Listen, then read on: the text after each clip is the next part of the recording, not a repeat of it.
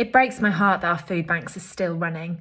We opened these in 2020 as a response to the COVID-19 lockdowns, as many of the families that we support were struggling with risk of starvation. We hoped that once the COVID pandemic was over, we'd be able to close our food banks down.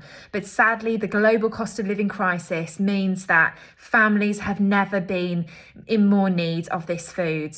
As a charity, our aim is to help vulnerable children and families to survive and to thrive. But at the moment, so much of what we are doing is just helping people survive, providing them with food, shelter, safety, medical care. Long term, we really want to help people thrive, to stand on their own 2 feet and not just have to rely on our basic needs support.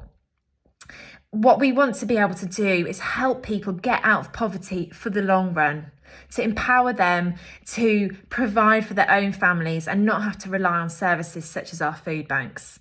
And one of the best ways that we can do this is by empowering people and giving them skills and training to start their own businesses, to help have a sustainable source of income for themselves and their families.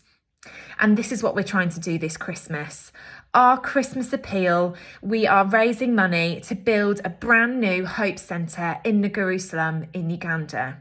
This centre is going to be equipped with lots of machines for tailoring, for knitting, for carpentry, and we're going to be training and skilling people to be able to start their own businesses and to provide for their families. Alongside the skills training, they're going to receive business training and also startup capital to be able to launch their own businesses. We know that this is the best way for families to stand on their own 2 feet, to provide for themselves and to break that cycle of poverty. And the best news is that from Tuesday, all donations will be doubled.